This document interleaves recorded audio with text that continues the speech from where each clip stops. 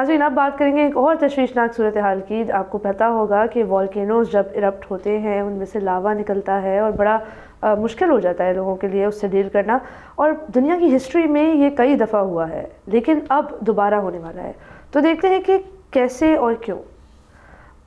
Mount तंबोरा जो है एक ऐसा वॉल्केनो है जो इंडोनेशिया में वाक़ है, और इंडोनेशिया में ही कुछ वॉल्केनोज़ की इरप्शन इतनी बड़ी हुई है कि उसके बाद मतलब पूरी दुनिया का क्लाइमेट बदल गया। तो 1815 में जब माउंट तंबोरा का वॉल्केनो एक्सप्लोड हुआ था पहले, तो उससे एक इतना ज़्यादा तूफ़ान निकला था, इतना इनॉर्मस प्लूम जो है वो उससे फॉर्म हुआ था कि ये कुछ पार्टिकल्स होते हैं जो सारे सन की जो लाइट होती है, सनलाइट होती है, उसको रिफ्लेक्ट भी करते हैं और एक तरह से पूरी दुनिया पर एक लेयर बना लेते हैं जिससे सनलाइट पहुंच नहीं सकती, हीट बहुत कम, और जो उसकी वजह से रिजल्टेंट टेम्परेचर्स होते हैं वो बहुत ज़्यादा ड्रॉप करने लगते हैं। तो 1815 में जब ये हुआ था तो उसके बाद एक जिसको कहते हैं लिटिल आइस एज का वक्त शुरू हो गया था। पूरी दुनिया में टेम्परेचर्स जो है ड्रॉप हो गए थे, और उसी के जो अगले साल उसका जो पूरा अगला साल था उसमें समर का सीज़न ही ख़त्म हो गया था, सिर्फ विंटर थी।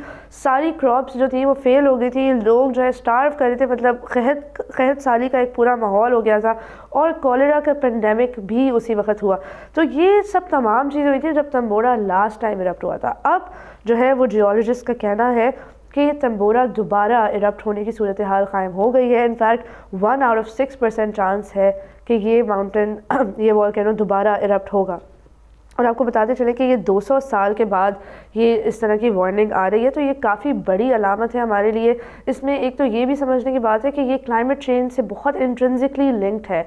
हम दुनिया में ऐसी हरकतें कर रहे हैं कि जिसकी वजह से मदर नेचर को इतना ज़्यादा नुकसान पहुँच रहा है कि अब वॉल्केनोज़ फटने की बारी आ गई है। तो मार्कस टॉफल हैं, ये यूनिवर्सिटी ऑफ जेनेवा में जियोलॉजिस्ट हैं और ये क्लाइमेट प्रोफेसर भी हैं। इनका कहना है कि ये अगर दोबारा इरप्शन जब होगी तो ये अटर क्लाइमेट केओस की तरफ जाएगा, क्योंकि दुनिया में कोई ऐसा प्लान ही मौजूद नहीं है कि अगर इस मैसिव लेवल की इरप्शन हुई तो उस पर क्या होगा। अब आपको पता होगा नाज़रीन कि जब कोविड के बाद ये सारे मामला तय पाए थे कि अच्छा कोविड हो गया, पेंडेमिक हो गया, अब हमने वैक्सीन बना लिया, तो WHO ने बैठ के ये फैसला किया कि यार अगर एक और डिज़ीज़ X इस तरह का आ जाए जिसके बाद इससे बड़े लेवल का पेंडेमिक हो तो हम क्या करेंगे। और उसके बाद पॉलिसीज़ बनाई जा रही हैं दुनिया भर में। हर जो है तरक्की याफ्ता ममालिक अपने तौर पर एक जिसको कहते हैं ना red coat kind of policy जो है वो तश्कील दे रहा है कि अगर दोबारा इस तरह की चीज़ होती है तो हम क्या करेंगे। लेकिन क्लाइमेट के बारे में हमने इस तरह नहीं सोचा एज अ सिविलाइजेशन। तो अब अगर ये दोबारा वॉल्केनो इरप्ट होता है तो उसके बाद क्या होगा, ये बहुत ज़्यादा मतलब एक जिसको कहते हैं केओटिक सूरत हाल बन जाएगी। यहाँ आपको ये भी बताएं नाज़रीन कि जब एक वॉल्केनो इरप्ट होता है तो उसके अंदर से बहुत मैसिव क्वांटिटीज़ में सल्फ़र डाइऑक्साइड निकलती है।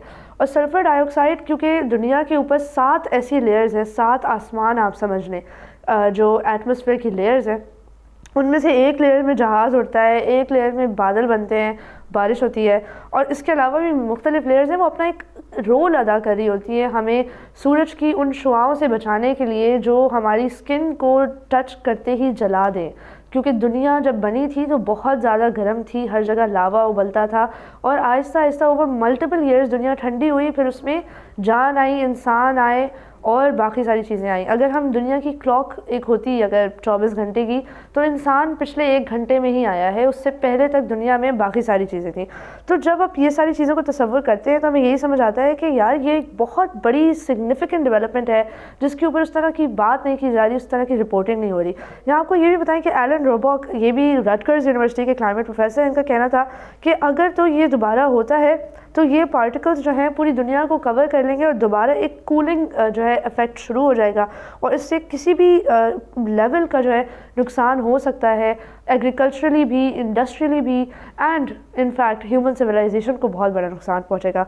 यहाँ आपको ये बताया कि 1991 में माउंट पिनातुबो के नाम से एक बड़ा वॉल्केनो था जो इरप्ट हुआ था फिलीपींस में, और उसके बाद 15 मिलियन टन्स की जो है ये जो सल्फ़र डाइऑक्साइड है और मल्टीपल अदर प्लूम्स और फ्यूम्स हैं, ये सारे स्ट्रेटोस्फेयर में पहुंच गए थे, जो दुनिया की इन 7 आसमानी लेयर्स में से एक लेयर है, और उसको पूरी तरह उन्होंने कवर कर लिया था। और हुआ ये था कि 0.5 डिग्री सेल्सियस से टेम्परेचर ड्रॉप हुआ था फॉर सेवरल ईयर्स। इससे ये भी होता है कि एशिया और अफ्रीका में ख़ास तौर पर मानसून का सीज़न अफेक्ट होता है, और आपको तो पता है नाज़रीन, ये मानसून का सीज़न जब इफेक्ट होता है तो एग्रीकल्चर में भी बहुत ज़्यादा नुकसान पहुंचता है। सो द पॉइंट इज़ कि everything in the world is linked to each other. अगर एक वॉल्केनो इरप्ट होता है, उसके अंदर ये ताकत है कि वो पूरी दुनिया का टेम्परेचर भी ड्रॉप करे, क्रॉप्स अफेक्ट करे, इंडस्ट्रीज और उसकी एम्पिरिकल एविडेंस मौजूद है। And at a time when global warming नाज़रीन एक तेज़ी से बढ़ती आ रही है और जो दुनिया का पूरा जो एक एनवायरनमेंट का इकोसिस्टम है वो तबाही का शिकार है। And at a time when Donald Trump आने वाले हैं और उसको सिरे से मानते ही नहीं, ये बहुत बड़ा कॉज ऑफ कंसर्न होना चाहिए पूरी दुनिया के लिए। सब्सक्राइब करें और बेल दबाएं ताकि कोई खबर रह न जाए।